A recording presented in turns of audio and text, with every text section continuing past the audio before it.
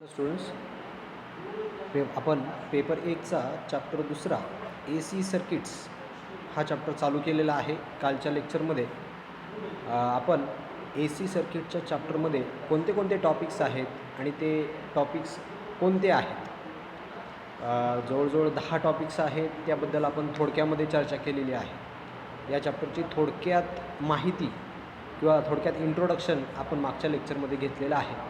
आज आपल्याला या चॅप्टरचा पहिला टॉपिक ज्याचं नाव आहे ए सी व्हर्सेस डी सी किंवा ए सी आणि डी सी व्होल्टेजमधला डिफरन्स काय आहे, या दोघांमध्ये काय फरक आहे, तर ते आपल्याला पाहायचं आहे. ठीक आहे, ए सी व्हर्सेस डी सी.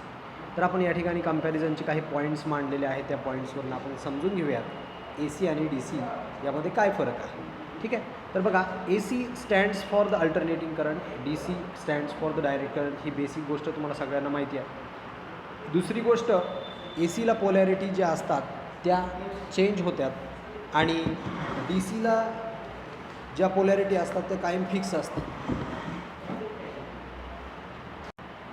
ए सीमध्ये ज्या पोलॅरिटी असतात, ज्याला आपण फेज आणि न्यूट्रल म्हणतो, त्या चेंज होत राहतात. म्हणजे जसं आपण रेक्टिफायर हा टॉपिक शिकलो, त्या रेक्टिफायरमध्ये आपण ए टर्मिनल आणि बी टर्मिनल, जसा हाफ सायकलसाठी पॉझिटिव्ह ए असतो, नंतर बी हा निगेटिव्ह असतो, बरोबर. त्या पद्धतीने तिथे पोलॅरिटी ह्या चेंज होत असतात. आणि डी सीमध्ये जर बघितलं तर ज्या प्लस आणि मायनस, जर आपण बॅटरीचं एक्झाम्पल घेतलं, डी सीचा सोर्स म्हणजे बॅटरी, तर बॅटरीचा जर आपण बघितलं तर बॅटरीला 2 टर्मिनल असतात, एक पॉझिटिव्ह एक निगेटिव्ह. तर त्या ठिकाणी कधीही पॉझिटिव्ह हा निगेटिव्ह होत नाही आणि निगेटिव्ह हा पॉझिटिव्ह होत नाही. पॉझिटिव्ह हा पॉझिटिव्हच असतो, निगेटिव्ह हा निगेटिव्हच असतो. तो निगेटिव्हच सप्लाय देणार, पॉझिटिव्ह टर्मिनल जो आहे तो पॉझिटिव्हच सप्लाय देणार आहे. म्हणजे त्याचे टर्मिनल्स जे असतात ते फिक्स्ड असतात. ठीक आहे, नेक्स्ट जे आहे तिसरा मुद्दा, की magnitude is varying with time. म्हणजे ए सीचं जे वेवफॉर्म बघा, ही खालच्या बाजूला वेवफॉर्म दिसते आहे तुम्हाला. या वेवफॉर्मचा जो चौथा टॉपिक आहे, त्या चौथा टॉपिकमध्ये तिसरा टॉपिक अडलेला आहे किंवा त्याची माहिती जी आहे ती चौथी डायग्राम सांगते. बघा, ही जी डायग्राम दिसते आहे या ठिकाणी तुम्हाला हे ए सीचं जे मॅग्निट्यूड आहे, हे मॅग्निट्यूड कमी जास्त या पद्धतीने ते चेंज होत राहते. जसा टाईम चेंज होतो आहे त्या पद्धतीने बघा, या टाईमला जास्त होतं आहे, या टाईमला कमी होतं आहे, निगेटिव्हपर्यंत जातं आहे, पुन्हा जास्त होतं आहे, पुन्हा कमी येतं आहे, पुन्हा जास्त होतं आहे, पुन्हा कमी येते. आले लक्षात? ते टाईमनुसार चेंज होत राहते. मात्र जर डी सी बघितला तर तो डायरेक्ट करंट आहे, तो कुठेही तुम्हाला व्हॅरी होताना दिसत नाही, त्याचं मॅग्निट्यूड व्हॅरी होताना दिसत नाही. टाईमनुसार तो बदलत आहे, पुढे सरकत आहे. ठीक आहे, मात्र आणि त्याचं व्होल्टेज मात्र चेंज होतं आहे का? नाही. व्होल्टेज जे असणार आहे ते फिक्स असणार आहे. फॉर एक्झाम्पल जर 5 व्होल्ट असेल, या पॉईंटला जर ते 5 असेल तर या पॉईंटला सुद्धा ते कितीचं असेल? 5च व्होल्ट असेल. त्याचं मॅग्निट्यूड चेंज होणार नाही. ठीक आहे, तर या ठिकाणी आपण तिसरा मुद्दा बघितला की मॅग्निट्यूड चेंज होतं ए सीचं, मात्र डी सीचं मॅग्निट्यूड चेंज होत नाही. त्यानंतर ह्या वेवफॉर्म्स दाखवतात की ए सी सिग्नल कसा दिसतो आणि डी सी सिग्नल कसा दिसतो. पाचवा मुद्दा आहे की ए सी सिग्नल आपण ट्रान्सफॉर्म्ड व्होल्टेज म्हणजे ट्रान्सफॉर्म करू शकतो. म्हणजे काय, जर 230 व्होल्ट असेल तर त्याचा आपण 120 व्होल्ट करू शकतो, 12 व्होल्ट करू शकतो. अलग लक्षात, म्हणजे स्टेप डाऊन करू शकतो. स्टेप डाऊन ट्रान्सफॉर्मर यूज करून, स्टेप डाऊन ट्रान्सफॉर्मर जर आपण यूज केला तर आपण काय करू शकतो, या 230 व्होल्टचं कन्व्हर्जन 120 हवे त्या जे आपल्याला हवं आहे व्होल्टेज, त्या व्होल्टेजमध्ये आपण कन्व्हर्जन करू शकतो. ठीक आहे, रिक्वायर्ड व्होल्टेजमध्ये आपण त्याचं कन्व्हर्जन करू शकतो with the help of transformer. ठीक आहे, म्हणजेच काय, तर इंडक्टर किंवा त्याला आपण ट्रान्सफॉर्मर म्हणूया, 2 इंडक्टर, ह्या ट्रान्सफॉर्मरचा उपयोग करून मग तिथे स्टेप अप असेल, स्टेप डाऊन असेल किंवा 1:1 रेशो असेल, 1:1 ट्रान्सफॉर्मर असेल. म्हणजे काय, जसं 230 द्याल तर 230च आउटपुटला भेटेल. त्याला 1:1 ट्रान्सफॉर्मर म्हणतात. तर हा कोणताही ट्रान्सफॉर्मर आपण यूज करू शकतो आणि रिक्वायर्ड व्होल्टेज आपण घेऊ शकतो. तसं जर बघितलं तर आपण डी सीमध्ये तसं करू शकत नाही, ट्रान्सफॉर्म करू शकत नाही व्होल्टेजला. जे व्होल्टेज असेल त्याला आपण रेग्युलेट करू शकतो एका पर्टिक्युलर लेवलला, पण या पद्धतीने आपण तितकं कमी करू शकत नाही. जसं की 230चं 12 व्होल्ट करू शकतो ए सीमध्ये, त्या पद्धतीने इकडे आपण करू शकत नाही. ठीक आहे, म्हणजे इकडे आपण, आणि अजून एक काय, तर इकडे आपण कन्व्हर्जन करतो आहे बघा, याचं कन्व्हर्जन करू शकतो आपण ए सी चं आपण ए सीमध्येच 12 व्होल्टमध्ये कन्व्हर्जन करतो. तसं जे काही ट्रान्सफॉर्म होतं आहे डी सीमध्ये ते आपण शक्यतो करू शकत नाही. तुम्ही 7 व्होल्टला 5 व्होल्टला रेग्युलेट करू शकता, 7 to 5 करू शकता विथ द हेल्प ऑफ रेग्युलेटरचा उपयोग करून तुम्ही 7 व्होल्टचं 5 व्होल्टला कॉन्स्टंट करू शकता, मात्र ट्रान्सफॉर्म करू शकत नाही. ठीक आहे.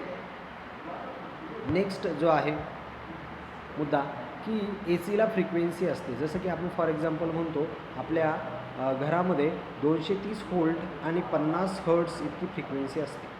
50 हर्ट्स म्हणजे काय, ज्या नंबर ऑफ सायकल्स आहे म्हणजे ही एक सायकल झाली तर अशा एका सेकंदामध्ये 50 सायकल्स कंप्लीट होतात. आपल्याकडे जो सप्लाय आहे ए सी सप्लाय आहे त्या ए सी सप्लायला 50 हर्ट्स फ्रिक्वेन्सी आहे, म्हणजे एका सेकंदामध्ये 50 सायकल्स कंप्लीट होतात. तर या ठिकाणी तुम्हाला फ्रिक्वेन्सी दिसते, मग ती लो असेल हाय असेल अशा पद्धतीने. ठीक आहे. तर त्याला आपण असं म्हणू शकतो की ए सीला फ्रिक्वेन्सी असते मात्र डी सीला फ्रिक्वेन्सी नसते, कारण त्याची फ्रिक्वेन्सी कशी असते, 0 फ्रिक्वेन्सी असते. कारण तिथे कोणताही चेंज दिसत नाही, व्हेरिएशन्स दिसत नाही, व्हेरिएशन नाही तर फ्रिक्वेन्सी नाही. आले लक्षात. आणि म्हणून डी सीला कोणतंही व्हेरिएशन नसल्यामुळे त्याची जी फ्रिक्वेन्सी असते ती 0 असते आणि ए सीला मात्र फ्रिक्वेन्सी असते, मग ती लो असेल हाय असेल, ज्याचा त्याचा जसा तसा सिग्नल असेल त्याचा. आता फॉर एक्झाम्पल सांगितल्यानंतर तुम्हाला समजेल. बघा ऑडिओ सिग्नल लो फ्रिक्वेन्सीपासून हाय फ्रिक्वेन्सीपर्यंत असू शकतो आणि हे एक्झाम्पल कसाचं आहे तर ए सीचं एक्झाम्पल आहे. ऑडिओ सिग्नल जो असतो म्हणजे कसाही सिग्नल्स म्हणजे काय तर ऑडिओ सिग्नल्स म्हणजेच काय ए सी सिग्नल्स किंवा ऑसिलेटरचं आउटपुटसुद्धा कसं असतं, चेंजिंग असतं, कसंही असतं. ठीक आहे. अशा पद्धतीने असतं म्हणजेच काय अल्टरनेटिंग असतं. आणि इकडे जर बघितलं तर ड्राय सेल रेक्टिफायर यांचं सगळ्यांचं आउटपुट या पद्धतीने असतं, ते कधीही निगेटिव्ह बाजूला नसतं. म्हणजेच काय तर हा जो सप्लाय असतो याला युनिडायरेक्शनल सप्लाय म्हणायचं, युनिडायरेक्शन, आणि याला म्हणायचं बाय डायरेक्शनल. ठीक आहे. आता युनिडायरेक्शनल म्हणजे काय, बाय डायरेक्शनल म्हणजे काय, जर आपण वेवफॉर्म बघितली मग ती कोणतीही वेवफॉर्म घ्या, साईन वेव घ्या, स्क्वेअर वेव घ्या, ट्रायंग्युलर वेव घ्या, ठीक आहे, कोणतीही वेवफॉर्म घ्या, ती जर पॉझिटिव्ह, बघा जर तुम्ही ग्राफ काढत असाल तर ग्राफमध्ये तुम्हाला इकडे पॉझिटिव्ह असतं आणि इकडे निगेटिव्ह असतं, हे तुम्हाला माहिती ते 0 आहे. तर एखादी वेवफॉर्म जर खाली निगेटिव्ह आणि पॉझिटिव्हमध्ये दोघांकडे पण दिसत असेल तर त्याला तुम्ही काय म्हणायचं, अल्टरनेटिंग करंट किंवा बाय डायरेक्शनल सिग्नल किंवा ए सी सिग्नल. ठीक आहे. आणि एखादा सिग्नल फक्त आणि फक्त एकाच डायरेक्शनने असेल, ठीक आहे, पॉझिटिव्हमधून असेल 0पासून तर पॉझिटिव्ह, फक्त पॉझिटिव्हमध्ये असेल, ठीक आहे, किंवा फक्त आणि फक्त निगेटिव्हमध्ये असेल, या पद्धतीने ते 0 आहे या पद्धतीने, तर त्याला तुम्ही युनिडायरेक्शनल म्हणायचं. ठीक आहे. एकतर फक्त पॉझिटिव्ह किंवा फक्त निगेटिव्ह याला तुम्ही युनिडायरेक्शनल असं म्हणू शकता. ठीक आहे. तर तो युनिडायरेक्शनल सिग्नल त्याला तुम्ही डी सी म्हणायचं. हा युनिडायरेक्शनल आहे कारण फक्त पॉझिटिव्हकडे दिसतो आहे तुम्हाला, हा फक्त निगेटिव्हकडे दिसतो आहे, बरोबर, म्हणून याला युनिडायरेक्शनल म्हणायचं. आणि ए सीला काय म्हणायचं, बाय डायरेक्शनल, कारण तो काय होतो आहे पॉझिटिव्ह प्लस निगेटिव्ह दोघांकडे पण तो सिग्नल तुम्हाला विथ टाईम व्हॅरी होताना दिसतो आहे, म्हणून त्याला काय म्हणायचं, ए सी सिग्नल किंवा बाय डायरेक्शनल सिग्नल असं म्हणायचं. समजलं आहे सगळ्यांना. नेक्स्ट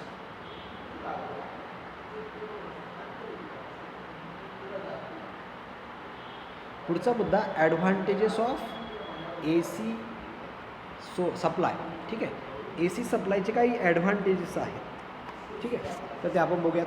ए सी सप्लाय जो आहे तो पहिला जर मुद्दा बघितला, पहिला advantages easy transmission and conversion. म्हणजे काय तर आपण इझिली ट्रान्समिट करू शकतो, कुठेही ए सीला आपण ट्रान्समिट करू शकतो इझिली, आणि त्याचं कन्व्हर्जन आपण करू शकतो. अजून एक टॉपिक राहिला इथे, आपण ए सीला कोणत्याही प्रकारात स्टोअर करून ठेवू शकत नाही, मात्र डी सीला आपण काय करू शकतो, स्टोअर करू शकतो. हा एक त्याचा एक दोघांमधला जे कंपॅरिझन आहे ते कंपॅरिझन राहिलं आपल्याला लिहायचं. तर ए सी आपण स्टोअर करून ठेवू शकत नाही, मात्र डी सी आपण काय करू शकतो, स्टोअर करून ठेवू शकतो. म्हणून बॅटरीमध्ये किंवा सेलमध्ये तर आपण काय करतो, डी सीला स्टोअर करून ठेवू शकतो. ए सीला आपण स्टोअर करून ठेवू शकत नाही. जर ए सीला स्टोअर करायचं असेल तर आपल्याला सगळ्यात अगोदर कन्व्हर्जन करायला ए सी इंटू डी सी आणि मग त्याला स्टोअर करायला. समजलं सगळ्यांना. तर हा एक मुद्दा राहिला होता. नेक्स्ट आहे ॲडव्हान्टेजेस ऑफ ए सी.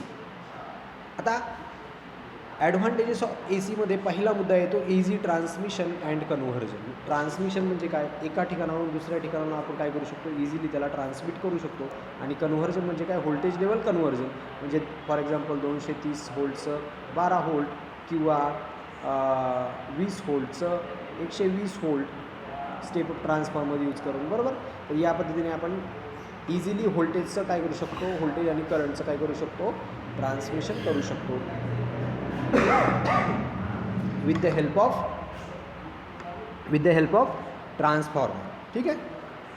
त्या ट्रान्सफॉर्मरमध्ये आपण काय करू शकतो, त्याचं व्होल्टेज लेवल आणि करंट लेवल चेंज करू शकतो. नेक्स्ट आहे की transmitted signal can be easily received. म्हणजे काय, तर आपण ट्रान्समिट केलेला सिग्नल इझिली रिसीव्ह करू शकतो with the help of resonance. त्या मेथडला म्हटलं जातं रेझोनन्स. म्हणजे ए सी सिग्नल ज्यावेळेस तुम्ही रिसीव्ह करता, म्हणजे फॉर एक्झाम्पल जर बघितलं तर रेडिओ वेव्ज झाल्या किंवा ज्या टेलिव्हिजनच्या जे काही सिग्नल्स आहेत, मग ते कसे असतात, अल्टरनेटिंग असतात, व्हेरिएशन्स असतात, बरोबर.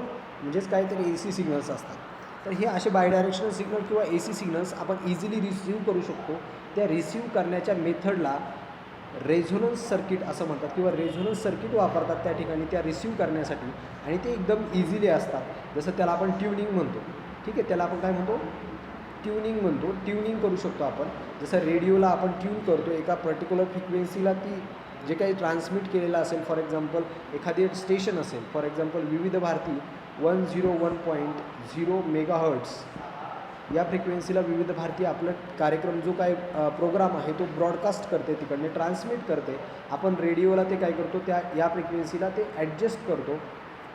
101 मेगाहर्ट्सला फ्रिक्वेन्सीला आपण काय करतो, ॲडजस्ट करतो. ॲडजस्ट केल्यानंतर आपल्याला जो काही प्रोग्राम आहे तो व्यवस्थित ऐकायला येतो. म्हणजे काय झालं, ट्युनिंग झालं.